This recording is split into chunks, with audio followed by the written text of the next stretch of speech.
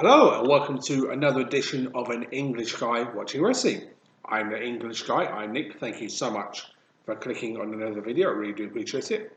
In this one we're going to be covering the 24th of May 2021 edition of AEW Elevation Dark, and it was a very good episode, so with that being said, dive into it. Opening matchup was between QT Marshall and Robo. Now Robo is a guy who's been in AEW before, and he's I think the first guy from India that's ever wrestled in AEW. I might be wrong on that. That's fine. But he's not a small guy, he's quite a big guy. And he got some decent offense in on this match. Even though QT Marshall did win with the Diamond Cutter, Robo had a good, strong showing here. So it's good to see some of the other talent getting a chance in AEW to show a little bit more what they can do. This is only Robo's second match, but he's starting to show a little bit more what he can do. I was impressed. But QT Marshall was one of the best all-round veterans in AEW. And he winning the match was the right call. He won the Diamond Cutter, as you'd expect. But fun, short match for QT Marshall coming out victorious, so fun start to the show. And this match was Abaddon versus Lady Grey. Now, I haven't seen Abaddon in AEW for a couple of weeks, but she's without a doubt the creepiest competitor in the women's division. And she picked up the win with a devastating cemetery driver in relatively quick fashion. Lady Grey showing a little bit of what she can do again, someone's improving. But Abaddon is just one of the creepiest and scariest competitors in AEW Dark. Or an AEW full stop, to be fair. But a short, fun match with Abaddon picking up the win. So, there we go. The next match was Thunder Rosa versus Ashley Amboy. And of course, I've put Thunder Rosa over many times in the past, and I'm going to put her over here. She's one of the best female wrestlers in the world right now. I think she's just getting better and better and better. And her new finisher, the Peruvian Cavalera, is such a good submission move, and she's just been on the tear all late in wrestling, to be fair. I think 2020 she had a good year, but 2021 I think she's been the MVP of the women's division, to be completely fair. And that's definitely no knock on any of the women wrestlers in AEW. She's had a fantastic year, but then so is Hikaru Shida, Conte, but I think she's the one that's kind of shown what women's division is all about. Even though she's not signed, she's definitely one of the very, very best women wrestlers in the world. And she showed it here. So a very, very good win for Thunder Rosa. Nothing wrong with that. And the next match was Lee Johnson versus Daniel Garcia. And this was a very good match, to be fair. Now, of course, Lee Johnson is a guy who's been on the rise in 2021, especially when coming back from his injury in AEW. And you know what? This was a very good match as well against a very game Daniel Garcia, who I've seen many times in the past. I think he's a very good wrestler, despite being so young. But then again, so is Lee Johnson. But this was a good back and forth wrestling match, and for the second week in a row, Lee Johnson has got a good opponent. This was no different. I liked what these two brought to the table, and it's just a fantastic example of what AEW is all about, giving the younger guys like this a chance on AEW Dark Elevation. This was no different, and this was a good match. I enjoyed this one a great deal, and I think Lee Johnson is going to have a very good 2021 if it continues the way it's going, and obviously we're nearly halfway through the year. But I think it could be his year to possibly rise up to the ranks. He's definitely shown a lot of improvement. Daniel Garcia did another good job in this match, so thumbs up for sure. And this match was it was Nyla Rose versus Robin Renegade, and a very, very, very quick match. Basically, Robin Renegade tried to get some offense in on the Native Beast. Of course, wasn't going to work. Of course, Nyla Rose, strongest competitor in all of AEW, won. Simply put, Beast Bomb. There you go. Thumbs up. Our next match was Ethan Page versus Alex Reynolds, and my second match of the night. Ethan Page, since he's been in AEW, has been fantastic, to be completely honest. Even when he's in a singles match or when he's tagging with Scorpio Sky, he's been great. And I've always liked Ethan Page, to be honest, but I think in AEW he's really getting a chance to expand and grow what he can do. And his match against a very, very game Alex Reynolds was no different than that. Alex Reynolds, of course, is a guy I've put over many times. Fantastic member of the Dark Elevation, and one of the most underrated wrestlers in all of AEW. I think he's very, very good. And I enjoyed what these two brought to the table. And, even though Alex Reynolds lost, he lost nothing in defeat, if that makes any sense.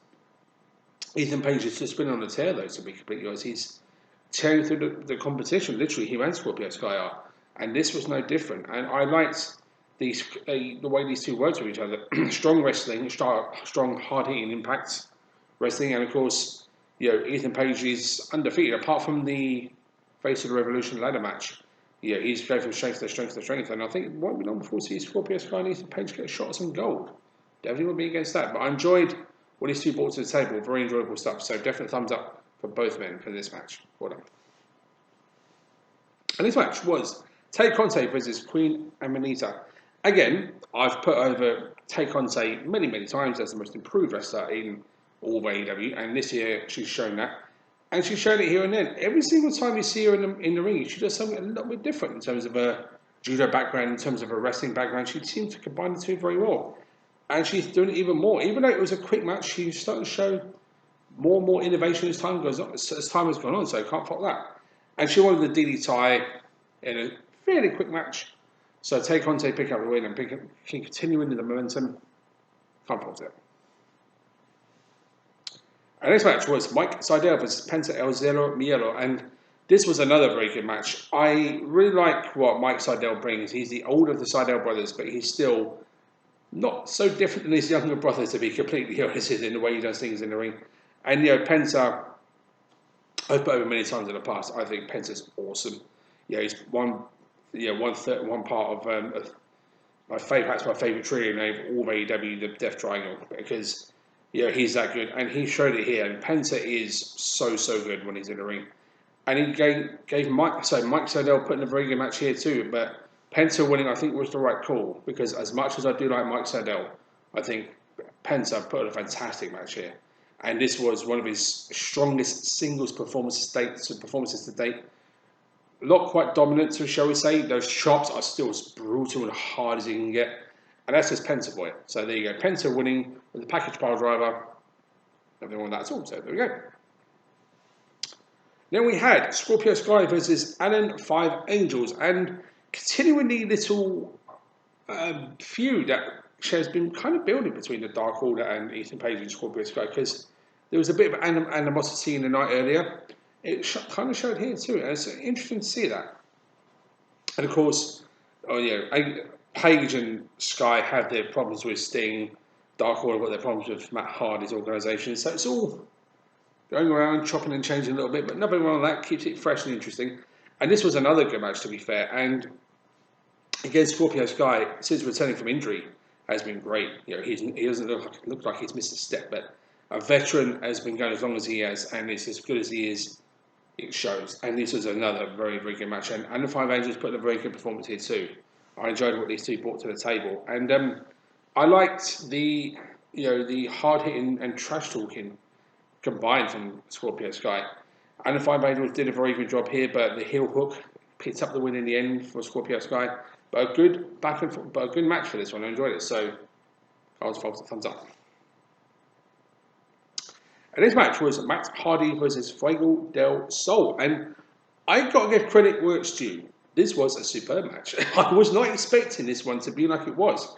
Of course, Fuego, the most unlucky guy in all of AEW, so he hasn't won a match his whole career there. And he's been there for pretty much since the start. And Matt Hardy picking up the win with the leech, that's it, the submission move, in a very fun but good match. I hate the fact that Fuego didn't win again, because I love Fuego, as I've said before. But Matt Hardy, I've always got time for. I think he's fantastic. A veteran at this point, it does so much for the business and continues to do so. And he had a good match here too. This was actually a good showing from Fuego though as well. And he didn't take anything for granted. Did a lot of good high flying as he can do, because he's the Alabama's favourite masked wrestler, or luchador.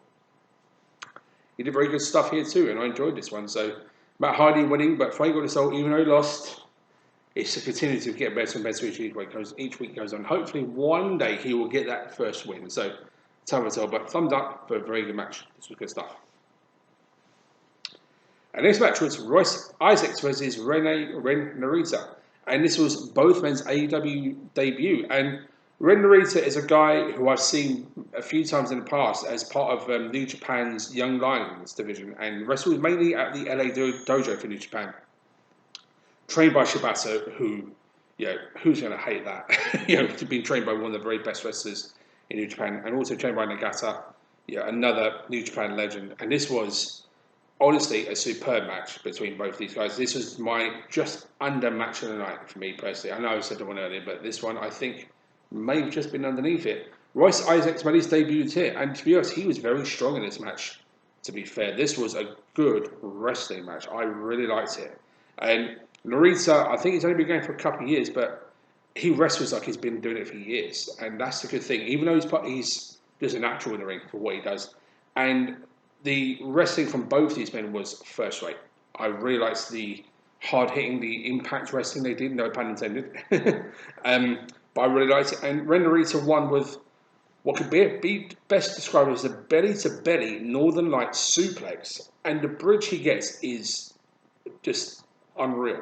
His face is literally turned into the mat, so his neck is completely bent backwards. I mean, that's a bridge unlike anything I've ever seen before. I mean, you can tell he definitely works on it. And as I said, a very unique finishing move to a match I've never seen, finishing move I've never seen before. I think I've seen him do it before, but never said it on video. But his finishing is just insane, and it was a well-deserved win. And this was a fantastic example of what wrestling can be. And two guys with two different styles. Isaac's been a little bit bigger, but they worked very, very well here. This was superb and a great debut from both men. I definitely couldn't fault what either men did. And it was a very, very good match. So definite thumbs up for this one. Definitely. Which brings us to the main event and my actual match of the night. JD Drake versus the debuting Rocky Romero. And when I saw this one announced, I thought, ooh, that's going to be good. Because of the unique style that both men bring, the veteran status that Rocky Romero brings, and just how good JD Drake is. And this was definitely no different. This is probably one of the best matches I've ever seen in AEW Dark Elevation. This was fantastic. I loved what both men did. Hard-hitting offense, great wrestling from both men. Of course, Rocky Romero, and definitely no slouch. 20-year-plus veteran at this point against a very game JD Drake. And, when I saw this one announced, different clash of styles in terms of what they do. Rocky Romero being more of a technical all-round wrestler. So is JD Drake, but Rocky Romero does things a little bit differently. And JD Drake is high impact hitting wrestler, and his chops are some of those brutal wrestling. But not to take anything away from Rocky Romero, he was very good in this match, and you could tell that JD Drake kind of had him scattered a little bit. He didn't get a chance to get into his usual space of what he does, and stopping Rocky, from working on certain parts, and that's what Rocky likes to do because his finisher is the cross arm breaker. He usually work on the arm. JD Drake didn't really give him a chance to let him do that. So it was kind of cool to see that Drake knew who he was facing, what he likes to do. And Rocky Romero changed things up and showed what a veteran he is and picked up the win in what was a very good debut, but was also a fantastic match. This was what you wanted from a main event, and definitely main event worthy from both men. JD Drake, since being in AEW, I've seen him a few times in the past before. I think he's great. This was definitely one of his best performances. Just after his performance in the AEW TNT title match against Darby Allin a little while back. This was great stuff. And I think this was what AEW is all about. Giving a chance that for guys that we'll say Rocky Romero is not signed to AEW. I'm not sure if JD Drake is though. But take nothing away from both men. Cracking stuff. So probably the best match I've seen in AEW Dark Elevation to date. So definite thumbs up for both men for producing a cracking match. This was great stuff. Seek it out if you get the chance. So, really worth watching. And definite thumbs up to both men for producing a superb stuff. Superb match, shall we say. And on that positive but slightly tongue-twisting myself end, we shall leave the review here. Thank you so much for watching. I really do appreciate it. I'll see everybody next time. Until that time, take care.